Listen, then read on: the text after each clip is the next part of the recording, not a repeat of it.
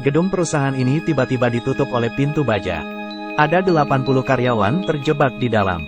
Kemudian terdengar pengumuman untuk membunuh 2 rekan kerja mereka dalam waktu setengah jam. Semua orang panik saat ingin meminta bantuan tetapi tidak ada sinyal. Kemudian pintu baja terakhir tertutup. Gedung ini sungguh terisolasi dari dunia luar. Pria ini menendang pintu baja, tapi tidak berhasil.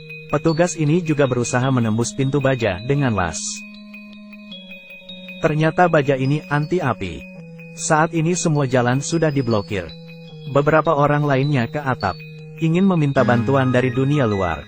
Wanita ini melihat ada petugas penjaga di pos bawah. Mereka pun berteriak minta tolong.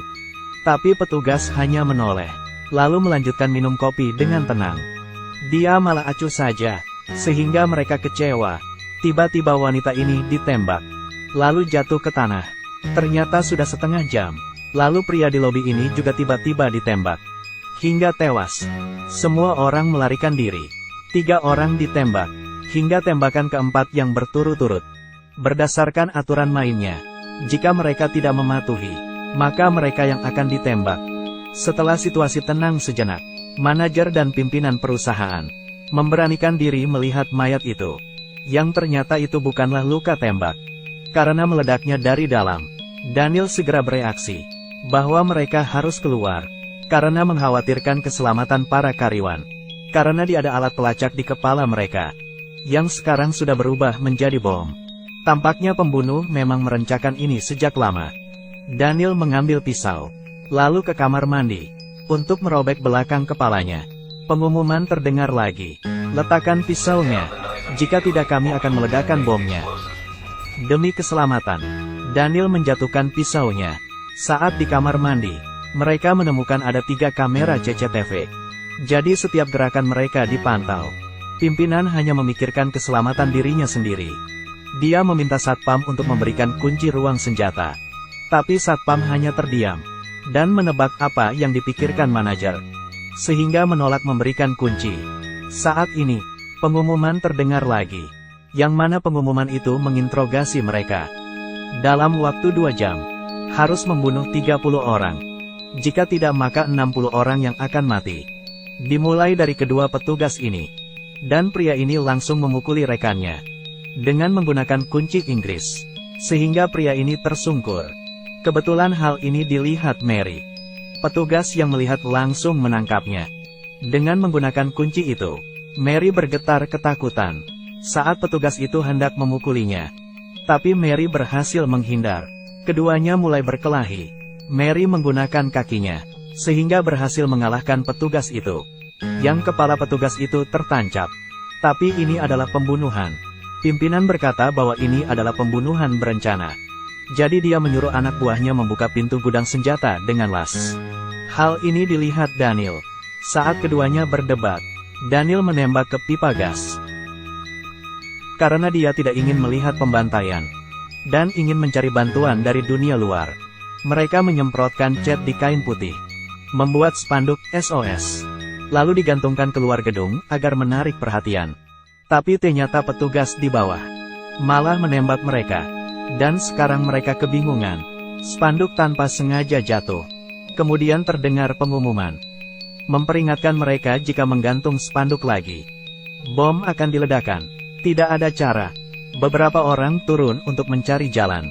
Tapi tiba-tiba pimpinan muncul, dan mendorong Daniel hingga terjatuh. Dia meminta satpam untuk menyerahkan kunci. Satpam itu melempar kunci dengan marah. Pimpinan menikam satpam. Setelah mendapatkan kunci, dia membuka gudang senjata. Kemudian membagikan pistol ke yang lainnya. Dan mengancam karyawan lainnya untuk mengangkat tangan dan berkumpul di lobi. Mereka memilih karyawan di atas usia 18 tahun. Dan di atas usia 60 tahun. Totalnya ada 23 orang. Sisa 7 orang sehingga dipilih secara acak. Daniel menantang pimpinan, yang membuat pimpinan geram. Dia menyuruh anak buahnya menyalakan musik, lalu mulai membantai para karyawan itu. Kamu brengsek. Siapa kamu yang menentukan hidup dan mati seseorang? Kamu akan membusuk di neraka. Kemudian pimpinan langsung membunuh wanita itu. Besarkan lagi volumenya.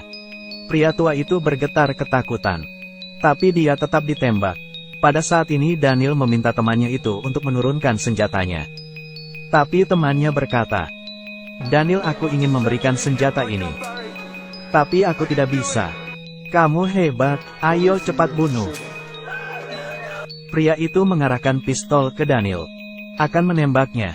Tiba-tiba lampu padam. Sehingga ruangan menjadi gelap.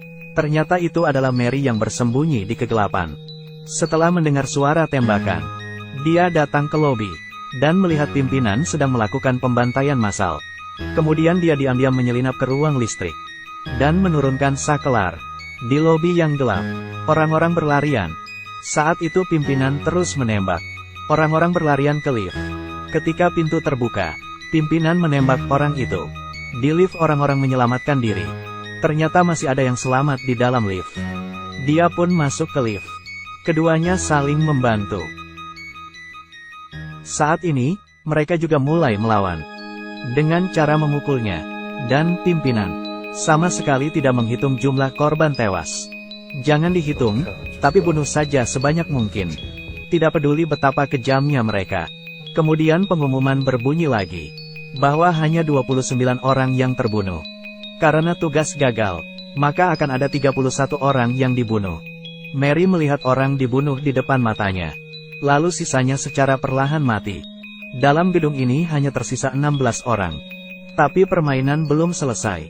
Di pengumuman terakhir ada tantang yang cukup mudah. Siapa yang paling banyak membunuh? Maka dia yang bisa bertahan. Pimpinan sudah membunuh 11 orang. Sedangkan pria ini 7 orang. Demi menjadi nomor 1, dia menggunakan pisau untuk membunuh siapapun. Dan pimpinan didatangi seorang wanita. Demi keselamatan hidupnya, wanita ini rela memberikan tubuhnya. Tapi pimpinan tidak tertarik dengannya. Hanya mendekatkan kepala. Kemudian dia mendengar ada suara di lift. Jadi dia pun menembaknya. Mary yang panik melompat ke dinding. Sedangkan rekannya tidak bisa melarikan diri. Lift terus naik ke lantai atas. Sedangkan pimpinan terjebak di dalam lift. Sedangkan Mary bersiap dengan senjatanya. Dia melihat ada 2 pria yang menyelinap. Keduanya tidak membunuh orang, melainkan mereka mengumpulkan bom yang ada di mayat. Karena ingin mengambil keuntungan. Agar bisa keluar, Mary merasa metode ini bisa digunakan. Kemudian Daniel memberikan pengumuman untuk mengajak berkumpul. Saat di tangga, dia juga membawa seorang OB yang masih hidup. Tapi wanita ini kurang beruntung. Karena bertemu dengan pria egois ini. Jadi dia pun langsung menembaknya. Namun hanya mengenai lengan pria tersebut. Pria itu terus melawan. Dan menembak orang lainnya. Wanita itu menggunakan meja untuk menyerang pria tersebut. Kemudian mengapaknya. Akhirnya pria itu tewas. Daniel dan Mary bertemu lagi.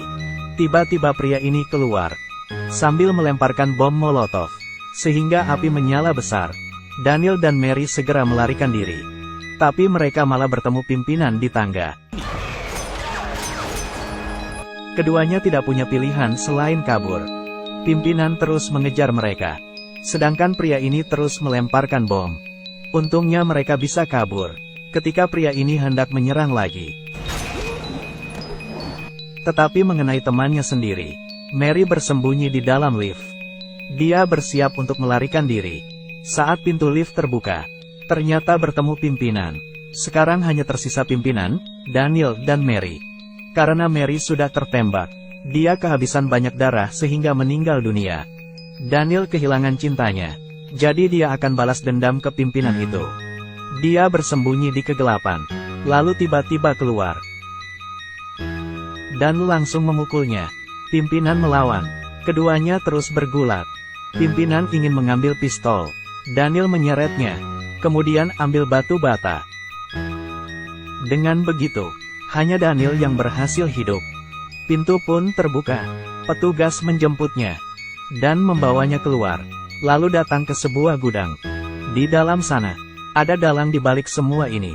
Pria angkuh ini bertanya pada Daniel. Bagaimana perasaannya? Dia tidak peduli berapa banyak ornak yang mati. Yang dipedulikannya hanya eksperimennya. Kamu sampah.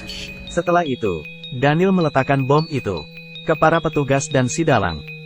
Kemudian dia langsung berlari ke arah tempat kendali. Sakelar dinyalakan semua.